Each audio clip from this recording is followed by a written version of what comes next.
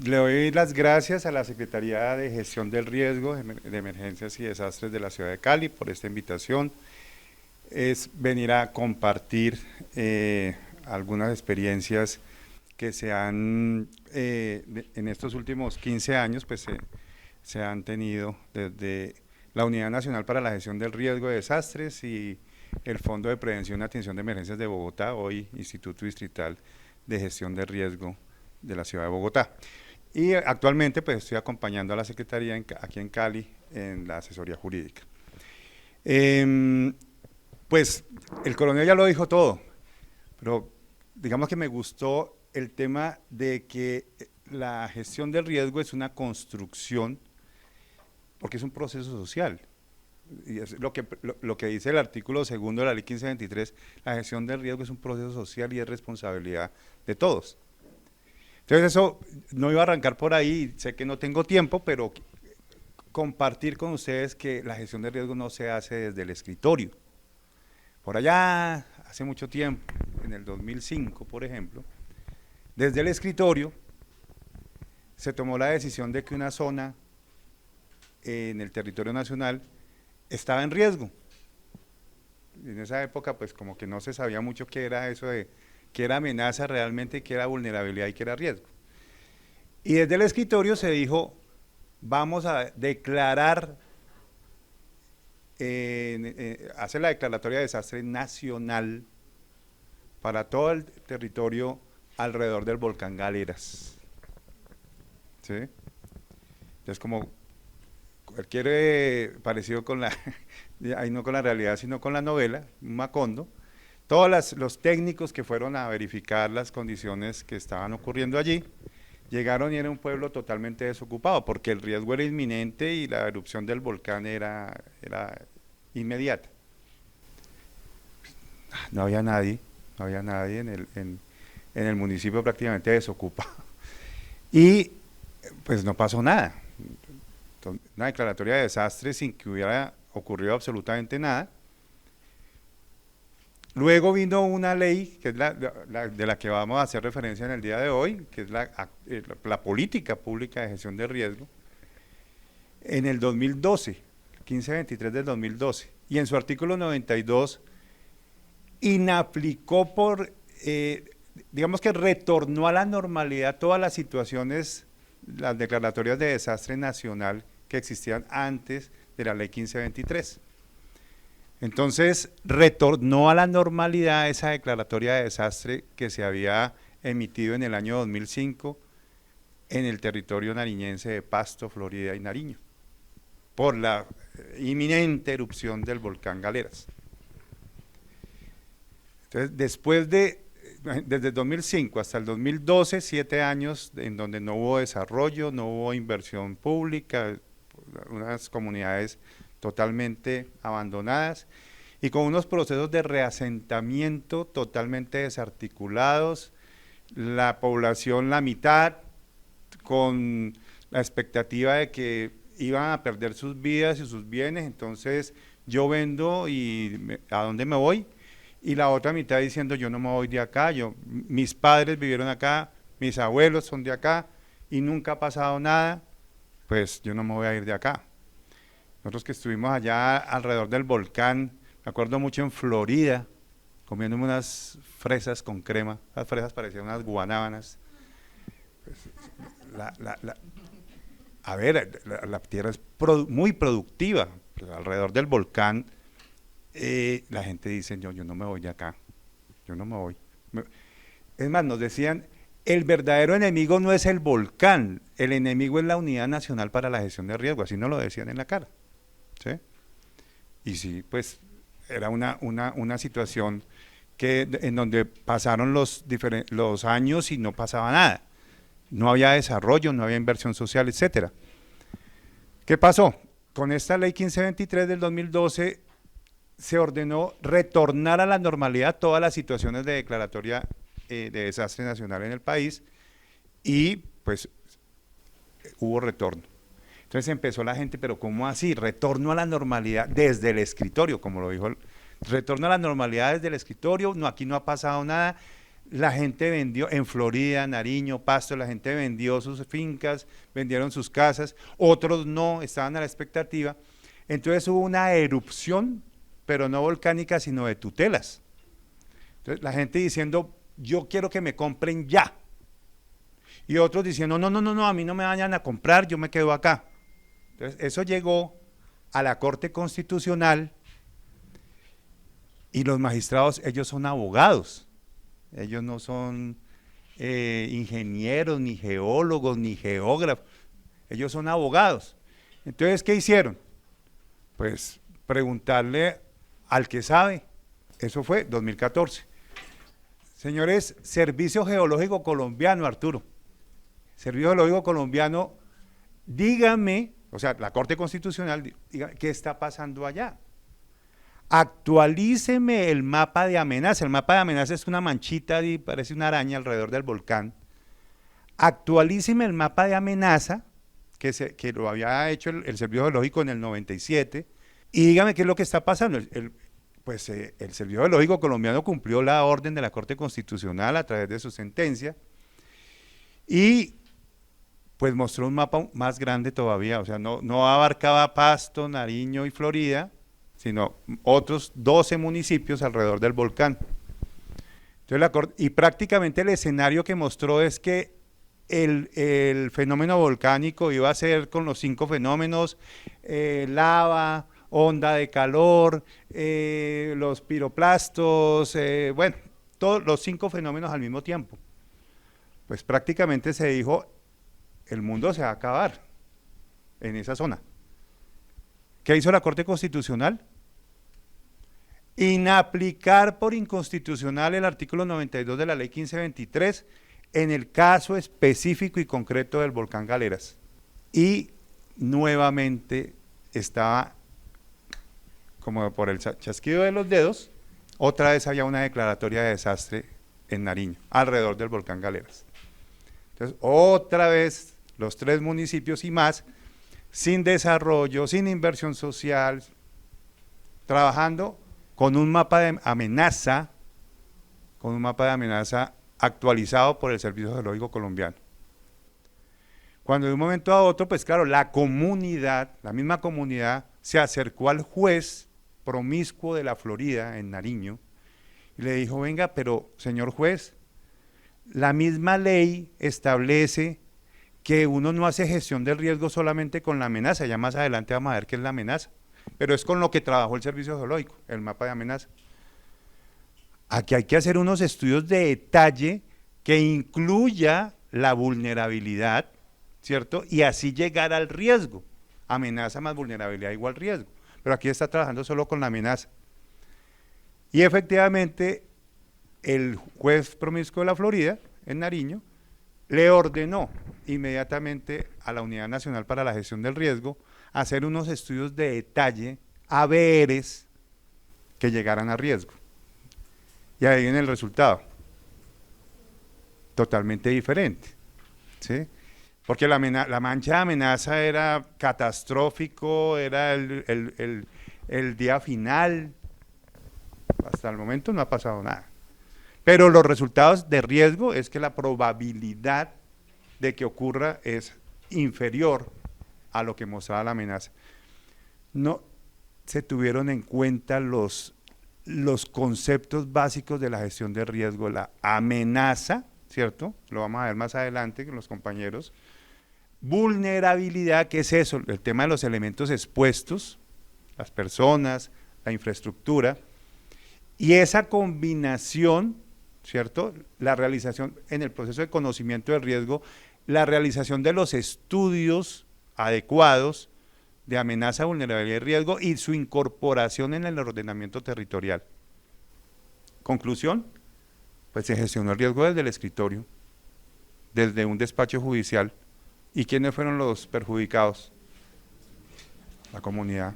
Después de tantos años, porque en una zona con declaratoria de desastre no hay inversión pública, no hay desarrollo, así de sencillo.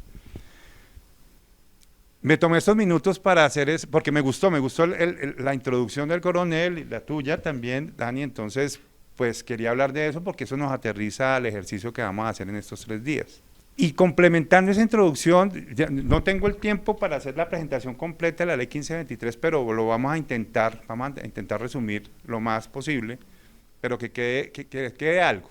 Si fuera posible un equipo, una máquina que nos indicara el riesgo en el que vivimos, siempre indicaría algo, no estaría en ceros. En este momento no estamos en ceros.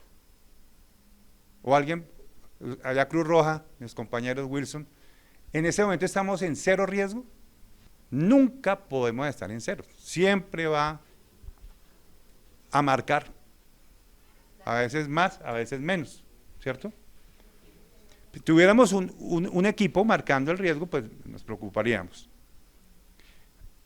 En la mañana, cuando nos levantamos, de pronto ya empezó Navidad, ya empezaron las celebraciones, nos levantamos y de pronto aperezados damos un mal paso, o por una situación de una enfermedad, podemos dar un mal paso y un esguince o una fractura. Con la pata de la cama, exactamente. ¿Puede suceder? Sí. ¿Es probable? Es poco probable, pero puede suceder. Bueno, nos levantamos, vamos al baño, no prendemos la luz de pronto y hay un charco de agua. Nos resbalamos y caemos en la taza del baño, nos pegamos en la frente, nos abrimos la ceja. ¿Es probable? Nos arreglamos rápido porque ya se nos hizo tarde para el seminario, salimos de la casa y cruzamos la calle, no vemos el carro que venía y nos atropelló y hasta ahí quedó. Es poco probable, pero puede suceder. Es poco probable, pero puede suceder, ¿cierto? Y, uy, de la que me salvé, ahora sí puedo ir al seminario, dijo Wilson. Entonces llega aquí y no se da cuenta que hay un señor lavando los vidrios. Y se le rompió el arnés al señor que está lavando los vidrios y se cayó encima de Wilson. Poco probable, pero puede suceder. ¿Sí? Puede suceder. Y entra aquí al seminario y ahí va el cuento. Entonces, ¿qué tal cualquiera de nosotros haciendo esa medición? Todas son amenazas, ¿no? En el mundo de la amenaza, lo que puede suceder y nos puede causar daño, ¿cierto? Nos puede afectar a mí, a mi familia, a mis bienes, todas esas amenazas. Pero ¿qué tal yo trabajando con la amenaza? Eso fue lo que hizo la Corte Constitucional en el 2015 con el volcán Galeras, con el ejemplo que les puse, trabajando con la amenaza. Entonces uno diría, pues yo, Dani, diría, yo no voy a trabajar porque ante tanta amenaza, pues yo mejor me quedo acostada durmiendo. No, la vida no es esa. En la vida hay que gestionar el riesgo. No me puedo quedar con la amenaza. Tengo que trabajar con la vulnerabilidad también, a qué estoy expuesto, y así llegar a una buena administración del riesgo. Entonces yo me levanto por la mañana y pues no me levanto inmediatamente porque pues sé que anoche estuve en una prenovena y no, pues me despierto bien, me sacudo y me levanto y no me voy a esguinzar. Y voy al baño y si está todo encharcado, pues a ver, trapeo por lo menos y no me voy a caer, no me voy a partir la ceja. Cuando salga de la casa corriendo, pues miro para un lado, miro para el otro, si vienen buses, carros, pues espero que el semáforo esté, el de ellos, ¿no? Esté en rojo, el mío esté en verde y paso la calle. Cuando llego acá, pues por lo menos mirarle el entorno, a ver si estoy llegando realmente a Intelco, ¿es? Intel. O a dónde llegué. Y ya entro aquí a la capacitación. Con esa actividad estoy analizando mi vulnerabilidad, ¿cierto? Y estoy haciendo una reducción del riesgo, estoy haciendo una mitigación. Entonces, en términos generales, todos los días estamos haciendo esas valoraciones en nuestra propia vida. Imagínense con los hijos. O sea, estamos nosotros y nuestro entorno, las mascotas, los niños, nuestras propiedades, nuestra familia, nuestro barrio, nuestra localidad, nuestra comuna, nuestra ciudad, ¿cierto? Todos los días ocurre exactamente lo mismo. Eso es gestión de riesgo. Nunca trabajamos solamente con, no, yo me porté mal este año, me porté mal.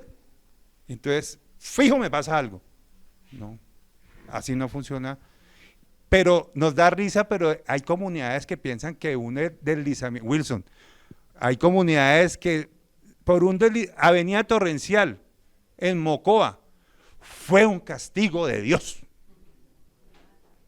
Pues sí, de pronto. Pero a ver, un inadecuado ordenamiento territorial, las casas en ladera, sin la avenida Torrencial ya estaban que se caían, ¿sí? Imagínense, eso fue el 31 de marzo y 1 de abril del 2017, la tragedia de Mocoa. Una avenida Torrencial, ¿producto de qué? ¿Cuál fue el detonante? Lluvias intensas durante 2 horas, llovió lo que llovía en 3 meses en el departamento. Ahí pues se vino todo el desprendimiento, pues la saturación de agua en la montaña, eso es lodo, eso es más o menos como para describirlo. Las rocas son de grandes como este salón, como medio salón, es la roca, a una velocidad de 40 kilómetros por hora, en tobogán, en pendiente. Pues, ¿qué quedó? 17 barrios destruidos, 330 personas fallecidas y más de 300 desaparecidos, o sea, 600 fallecidos, ¿sí? ¿Por una mala gestión del riesgo? Sí, probablemente, pero desde el ordenamiento territorial, de acuerdo a lo que vamos a hablar más adelante. O sea, también es permitiéndonos vivir en sitios donde la amenaza es. Entonces, el baño con ¿acuerdan el baño? La borrachera del día anterior, entonces me paré de la cama y ni siquiera me desperté, no miré para un lado, no miré para el otro cuando vienen carros y buses, llego acá y no miro si hay alguien allá lavando los vidrios, no, como caiga. Las consecuencias, ¿sí? Los huracanes, nos ha presentado un huracán de 5ª categoría como Iota, pero sabíamos que cada vez era más probable que ocurra. ¿Puede suceder? Sí. ¿Era poco probable? No, ya no, era probable que ocurriera. ¿Y qué se hizo? Nada. Resultado, 95% de la isla totalmente destruida. O sea, tocó volver a hacer la isla de Providencia, ¿sí? En estos días se firmó una consulta previa con la comunidad raizal para reconstruir las casas, porque parece que el desastre no fue tanto por hola primo, hasta la familia está acá. Entonces, no solamente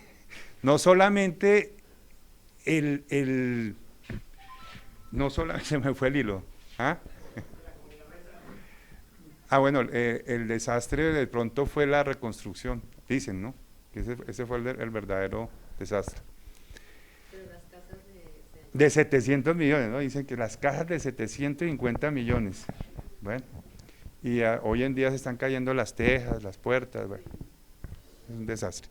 Bueno, pero el cuento va a que si no hay gestión del riesgo, en todos sus escenarios, incluyendo los eventos masivos, pues peligra la vida de las personas, los bienes, la infraestructura, etcétera.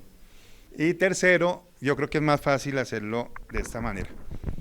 La ley 1523 del 2012, entonces, es la política pública de gestión de riesgo en Colombia.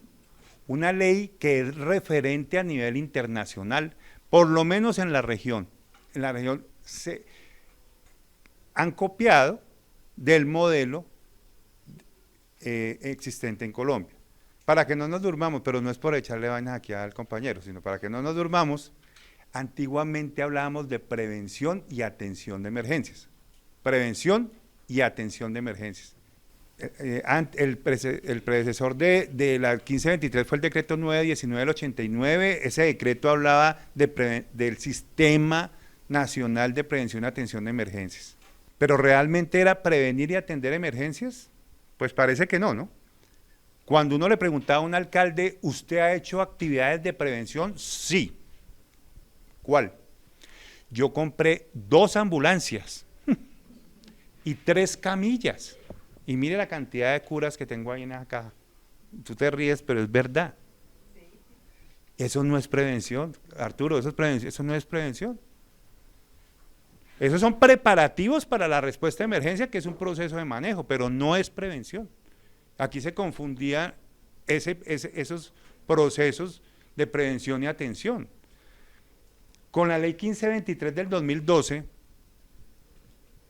surgen como esas 3 cajitas, 3 subprocesos importantísimos, que son el conocimiento del riesgo, la reducción del riesgo y el manejo de los desastres. ¿Pero eso qué es y con qué se come? Preguntaría cualquier persona de a pie. Entonces, muy válida la pregunta. Conocimiento. Todos sabemos qué puede ocurrir en nuestro entorno, especialmente la comunidad. Por eso es que el proceso de la gestión de riesgos es un proceso social. Aquí no vamos a hablar de una erupción volcánica, porque ¿dónde? ¿Sí? De pronto erupción de tutelas y erupción de acciones populares, que me toca atender a mí en la alcaldía, pero no un volcán. Ah, pero un deslizamiento del río Cauca, sí, deslizamiento. Una inundación, sí, avalancha no. Fíjate que después vamos a mirar que avalancha, todo el mundo dice a las avenidas torrenciales y a los desprendimientos de tierra o movimiento en masa, le dicen avalancha. Avalancha no.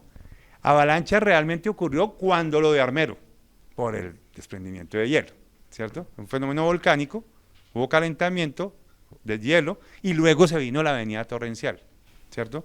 Por los lajares. El río Gualí, que atraviesa Honda, el centro histórico, se convirtió en un lajar, ¿sí? Y el que más conocemos fue pues, lo que ocurrió en Armero. A propósito, Omaira, por ahí la tenía en la presentación, 72 horas esperando a que llegara una motobomba desde Bogotá, que nunca llegó, ¿cierto? Allá los compañeros de la Cruz Roja. Pues Carlos Iván Márquez fue el que alguna vez dijo eso, no sé si estoy equivocado. 72 horas esperando, ¿por qué? Porque el sistema era, no se prendía una máquina de bomberos sin la orden del gobierno nacional. Las declaratorias de calamidad pública y de desastre nacional se declaraban con la autorización del presidente de la República en esa época. No podía, digamos que seguir ese modelo, no podíamos seguir ese modelo, y pues con la adopción de la ley 1523, entonces tenemos un modelo con esos 3 procesos, conocimiento, reducción y manejo. Conocimiento en donde las comunidades saben qué puede ocurrir, los gobernantes saben qué puede ocurrir en su comunidad. Aquí tenemos pues, el tema de la inundación, tenemos gente viviendo en ladera, en pendientes, donde puede haber movimiento en masa, deslizamiento de tierra, avenida torrencial, ¿sí? Pero también estamos en un territorio altamente sísmico, ¿cierto? Y eso uno ve las edificaciones felices construyendo hacia arriba sin licencia, sin absolutamente nada. Pues yo no sé qué va a pasar cuando se presente un sismo, y que el sismo aquí tiene unas particularidades, ¿no? El movimiento es bien particular en esta zona, porque pues estamos en el pleno corbatín sísmico, y pues digamos que la ley hace que el primer proceso, el de conocimiento, nos obliga a hacer estudios, hay un decreto, el 1807 del 2014, que nos obliga a hacer estudios para caracterizar la amenaza y caracterizar el riesgo, y priorizarlo, y monitorearlo y comunicarlo. Eso es conocimiento del riesgo, ¿sí? Hacer estudios de inundación, por ejemplo, la Corporación Autónoma Regional del Valle del Cauca hizo los estudios de inundación del río Cauca, y por eso la necesidad en el 2010, ¿recuerdan qué pasó en el 2010-2011? ¿Qué ocurrió? Nada.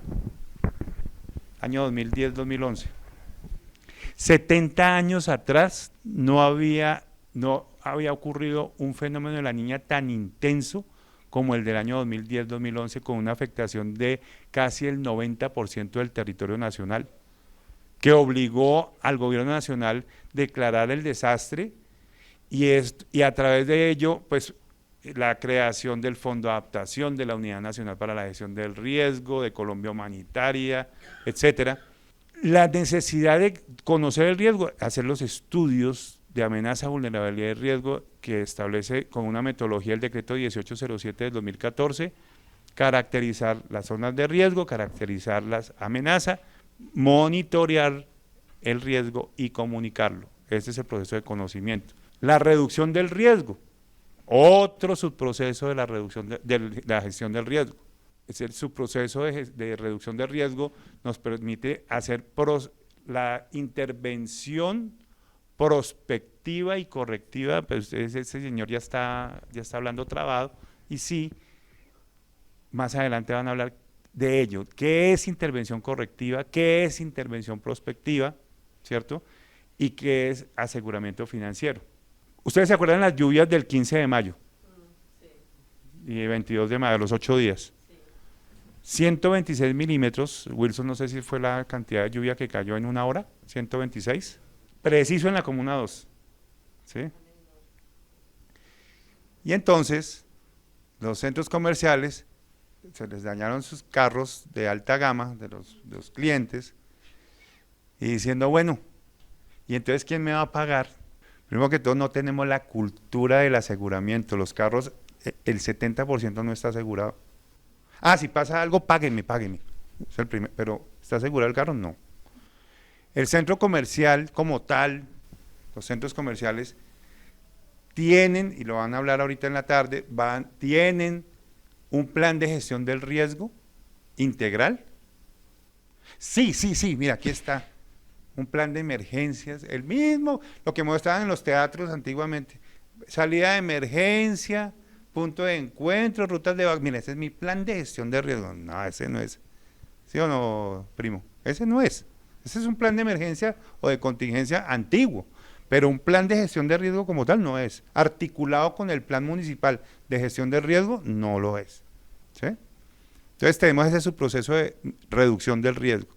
Y el manejo de desastres, que es lo que más le gusta a nuestros compañeros aquí de atrás, y es los preparativos para la respuesta a emergencia, la ejecución de la respuesta a emergencia, los preparativos para la recuperación, porque a veces las emergencias son tan graves, intensas y extendidas en el tiempo que se requiere la declaratoria de calamidad pública. O si es más grave, la declaratoria de desastre nacional, como ya lo hemos mencionado en varias oportunidades, y en ese sentido se requiere un plan de acción específico. Ese plan de acción específico para la recuperación, ¿por qué? Puentes caídos, carreteras, vías inservibles, medios de subsistencia totalmente colapsados, los hospitales, la gente muriendo. ¿Ustedes han visto gente muriendo en las calles? Hospitales colapsados. También. Y el gobierno nacional o local totalmente inoperante, porque no, ese es un desastre nacional o una calamidad pública. Y lo vivimos con el COVID. Sí, esa es una muestra, pero no solamente, ese es el riesgo biológico, pero el riesgo del que estamos hablando en estos 3 días es por eventos naturales y el antrópico no intencional, que cobija riesgo tecnológico, biológico. Mucha gente en este momento dice, gestión del riesgo, es por el cambio climático. Cambio climático es uno de los 5 escenarios que pueden presentarse, ¿sí? Que es el riesgo por fenómenos hidrometeorológicos o climáticos. Pero ¿qué pasa con el riesgo biológico, por ejemplo el COVID? ¿Qué pasa con el riesgo tecnológico? ¿Qué pasa con el riesgo antrópico no intencional? ¿Sí? Lo único que se puede descartar de allí es el antrópico intencional, los eventos terroristas. ¿Sí? Una bomba, un atentado, a ese sí lo sacamos de ahí porque eso no hace parte de la gestión del riesgo, de desastres. ¿Sí? Eso es un tema de seguridad. Pero lo demás, no solo el climático, ¿sí? Porque hay personas que todavía están confundiendo la gestión de riesgo con medio ambiente o con el cambio climático. Y no es así, esto abarca mucho más. Rápidamente, entonces la organización de la gestión de riesgo en Colombia, entonces tenemos que está dividido en los 3 niveles de gobierno, en el Ejecutivo, pero a nivel nacional, departamental y territorial. A nivel nacional tenemos un Consejo Nacional de Gestión del Riesgo establecido en la Ley 1523. Ese Consejo Nacional de Gestión del Riesgo lo preside el presidente de la República y son miembros todos sus ministros. Tiene 3 comités de apoyo a ese Consejo Municipal de Gestión del Riesgo, que es el Comité de Conocimiento del Riesgo, el Comité de Reducción del Riesgo y el Comité de Manejo de Desastres. Y todos esos comités con instituciones, organizaciones públicas y privadas que sirven de apoyo para la toma de decisiones. Son fundamentales en la toma de decisiones de ese Consejo Nacional de Gestión de Riesgo. De hecho, más adelante lo vamos a ver, una declaratoria de desastre no es porque el presidente se levantó ese día y dijo, ay, voy a declarar el desastre nacional. No, primero se debe reunir el Consejo Nacional de Gestión del Riesgo, valorar la situación, ¿cierto?, la afectación. Acuérdense que tiene que ser una afectación grave, intensa y extendida en el tiempo, en donde los medios de subsistencia pues hayan colapsado, las vías, los hospitales, la gente esté muriendo, la gobernanza, no haya gobernanza. Entonces en ese momento es una declaratoria de desastre que amerita un plan de acción específico para la recuperación. O en lo local, bueno, entonces vamos en el orden nacional. En el departamento también funciona de la misma manera. Hay un Consejo Departamental de Gestión del Riesgo. Consejo Departamental de Gestión del Riesgo lo preside el señor gobernador como primera autoridad administrativa y quien preside ese Consejo Departamental de Gestión del Riesgo. ¿Quiénes lo componen? Entonces tenemos, al igual que el gobierno nacional, y solamente hablé de los ministros, pero también lo compone, al igual que el gobierno nacional, la policía, los bomberos, la Cruz Roja, la Defensa Civil, el Ejército, ¿cierto? También están allí en ese Consejo Departamental de Gestión del Riesgo. Al igual que el orden nacional, también hay unos comités, el Comité de Manejo, el Comité de Conocimiento, el Comité de Reducción, pero a nivel departamental. Y a nivel local tiene la misma estructura. Hay un consejo distrital, en el caso de Cali, o municipal de gestión de riesgo, quien preside es el señor alcalde.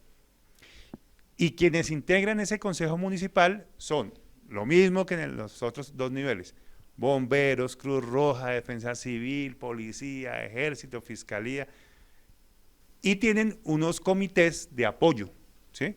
El de manejo, el de conocimiento y el de reducción. Con instancias también de apoyo y asesoría, como son las comisiones asesoras, técnicas asesoras. Aquí en Cali estamos conformando la de abejas y avispas, ¿sí? Porque ustedes saben que hay momentos donde, ¿y a quién llamamos? Bomberos no, yo no. Cruz Roja, no, yo no. ¿O sí? Bueno, ustedes sí. ¿Así es? No. Defensa Civil, no, no. Entonces, ¿quién? Porque hay que atender, ¿sí? Pero, y ese pero es lo que estamos trabajando en ese momento. ¿Gratis? No, cobramos. Ah, bueno. ¿Cómo sería eso? ¿Sí? ¿Cómo lo vamos a hacer? ¿Cómo vamos a coordinar? Y lo que es público, no se puede cobrar, entonces ¿cómo coordinamos con bomberos? ¿Cómo coordinamos con Defensa Civil? Para que tengamos, ¿cómo tenemos? Yo opino lo mismo, pero lo malo es que bomberos no opina lo mismo. Claro, pero entonces el DAGMA entra, eso es responsabilidad mía, ¿sí? Es el DAGMA. Ah, pero si es rural, la CBC. ¿Sí? Entonces, por eso es que hay una coordinación, no pueden ser actividades desarticuladas, sino tiene que ser todo totalmente coordinado y articulado. Y la Comisión Técnica Asesora de Incendios Forestales, lo mismo. Algo curioso, los incendios forestales, y me corrigieron la semana pasada, porque yo siempre decía que en el 99.9% de los casos era intencional. Pirómanos, lo del tema de las cosechas, ya les cuento, de hecho ese cuento. Pero alguien me dijo, no señor, los incendios forestales todos son intencionales. Aquí el cuento de que el rayo del sol y entonces el efecto lupa y que la hojita está seca y se prendió. No. Aquí hay pirómanos que les gusta, yo creo que es una enfermedad mental, ¿no? Una condición. Prender fuego e irse al cerro del frente a mirar y a ver cómo llegan bomberos, cuánto se demoran en apagarlo, y a los 2 días está prendiendo otro, ya los tienen identificados. Hay pirómanos. También hay personas que, para evitarse el pago de alquiler de maquinaria cuando ya termina la cosecha, entonces en lugar de recoger, eso es que el bagazo se llama, ¿cómo se llama eso? Lo queman y en forma descontrolada, y miren el daño, cuántas hectáreas perdimos en los últimos incendios forestales. Se demora 10 años la recuperación, ¿sí? Entonces la persona de pronto dice, no, lo que pasa es que era para evitarme el alquiler de la maquinaria, entonces yo le prendí fuego, pero se me fue la mano. Y así hay varios ejemplos, porque también hay cultura ancestral, digamos que no, que dicen, vamos a pasar de una temporada de lluvia a una temporada seca, o al revés. Entonces voy a quemar para mejorar la próxima cosecha.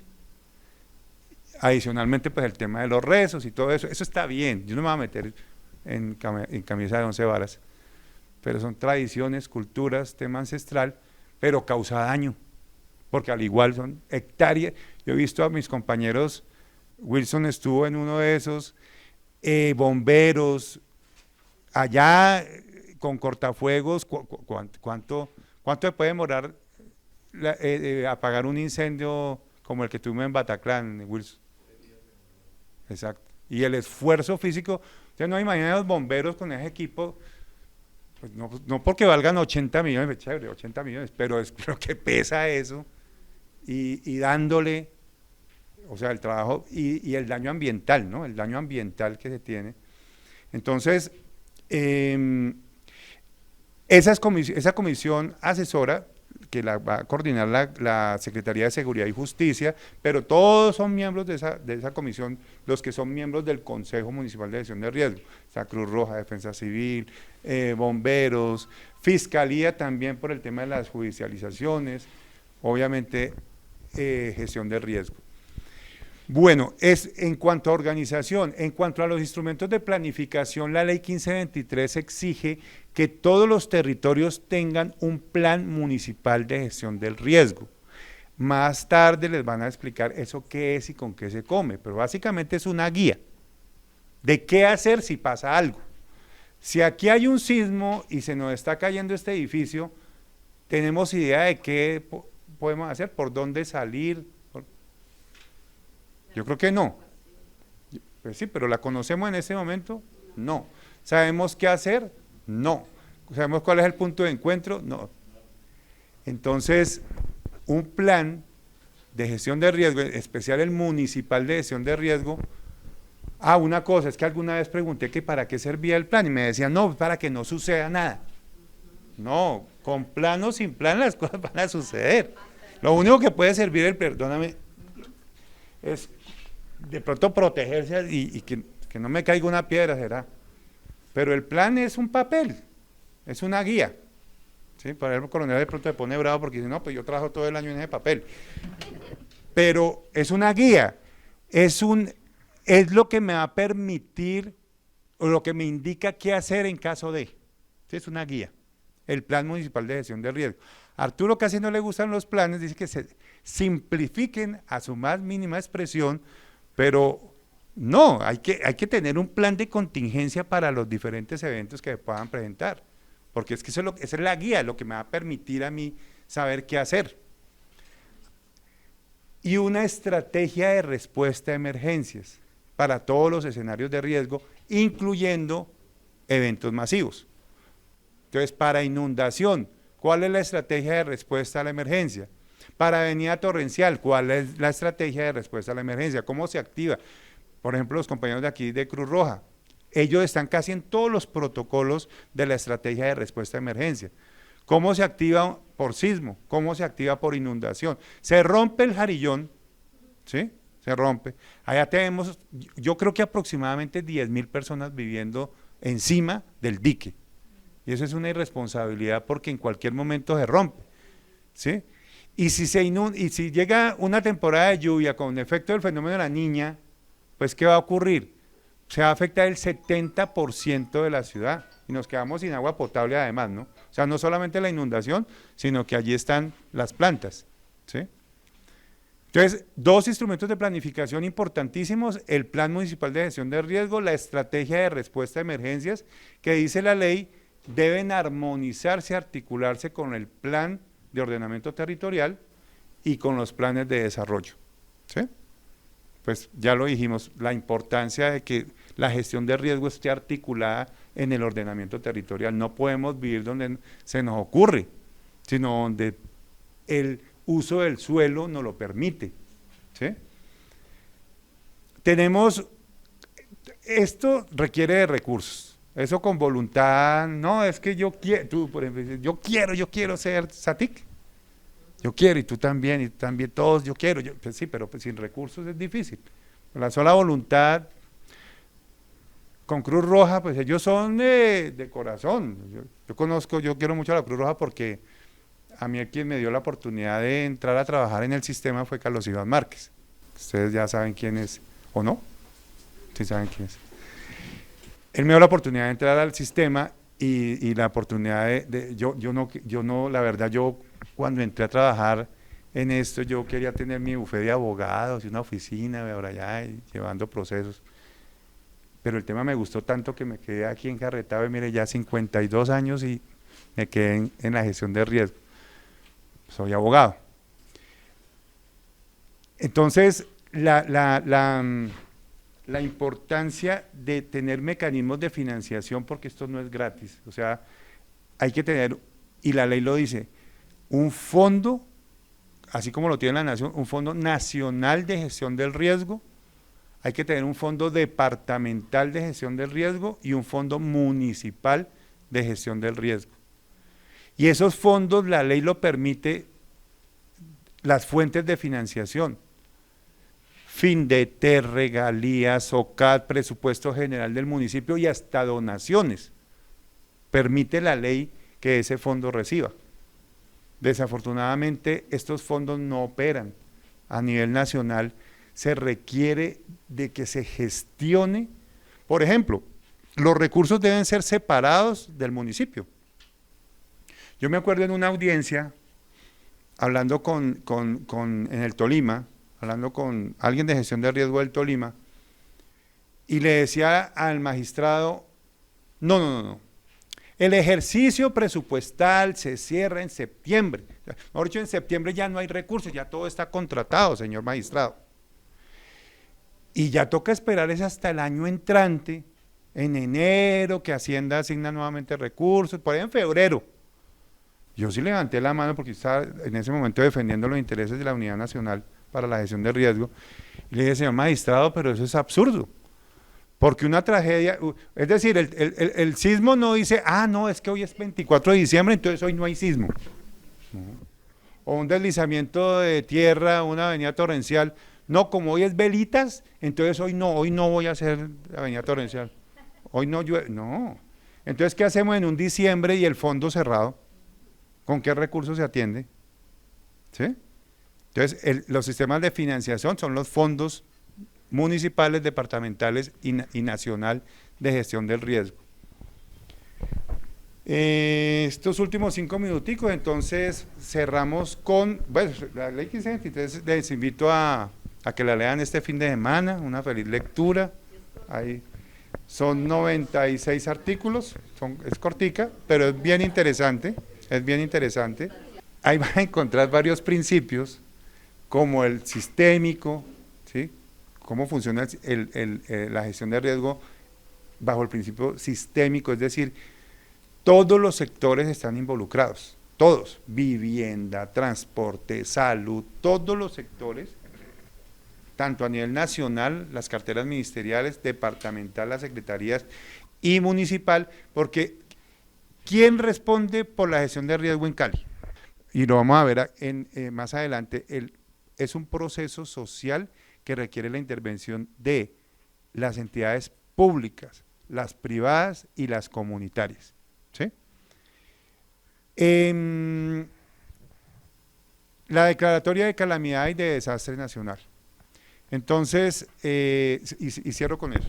¿Sí? Cuando se presenta entonces ya se materializa el riesgo, ¿cierto? Se materializa la avenida torrencial, la inundación, el sismo, y hay una afectación en las vidas de las personas, mueren, ¿sí? En la calle inclusive, en los hospitales totalmente colapsados, ¿sí? Los medios de subsistencia pues inexistentes porque por el evento no hay servicios públicos, todo paralizado, no hay vías, no hay puentes, la gobernanza digamos que no está operando porque los funcionarios públicos no son máquinas, son seres humanos, entonces también pueden ellos o sus familias verse afectados. Es una situación, lo hemos dicho ya en 4 oportunidades, grave, intensa y extendida en el tiempo. ¿Qué hace el Consejo Municipal de Gestión de Riesgo? Analiza la situación rápidamente, porque si lo analiza en 2, 3 meses, pues ¿cuántos muertos más van a haber? ¿O cuántos más afectados? ¿O la infraestructura? No, rápidamente. ¿Cuál es la capacidad instalada? ¿Cuál es la afectación? Número de muertos, número de heridos, los hospitales están funcionando, no están funcionando. Aquí hay que declarar una calamidad pública. En el artículo 59 de la ley 1523 hay 7 criterios que se deben evaluar, incluyendo el riesgo inminente, sin necesidad de que ocurra, porque otro principio de la ley 1523 es el principio de precaución, el cual indica que sin tener la certeza científica, es decir, sin estudio, yo como autoridad puedo tomar decisiones, por ejemplo, la evacuación preventiva, ¿sí? O, en casos extremos, la declaratoria de calamidad, sin que haya ocurrido, solo con la posibilidad del riesgo inminente. La declaratoria de desastre, ¿qué diferencia hay entre la una y la otra? Nada. No, la calamidad también. Es lo mismo, pero quien profiere el acto administrativo es distinto. En el municipio es el alcalde. Antiguamente decíamos que con el decreto 919 del 89 había que esperar la autorización del gobierno nacional para poder declarar la calamidad pública en el municipio. Hoy en día no. Hoy en día el alcalde como presidente del Consejo Municipal de Gestión de Riesgo, perfectamente, con la recomendación del Consejo Municipal de Gestión de Riesgo, puede declarar la calamidad pública y hacer su plan de acción específico. Lo mismo en el departamento, cuando la afectación es en varios municipios, y se presenta una afectación grave, intensa y extendida en el tiempo, el gobernador y su Consejo Departamental de Gestión de Riesgo analiza, ¿cierto?, los mismos criterios del artículo 59 y puede declarar una calamidad de carácter departamental cuando la afectación es en varios municipios. O a nivel nacional el presidente declara el ¿qué? Desastre nacional, que puede ser desastre nacional, departamental o municipal. Miren la diferencia, pero pueden confluir. En Mocoa confluyó la calamidad pública municipal, departamental, pero también hubo una declaratoria de desastre nacional por lo que ocurrió con nuestros hermanos de Putumayo. 10 en punto. Si les gustó, continuamos 2 horas más o hasta aquí los acompaño. Muchas gracias, muy amables.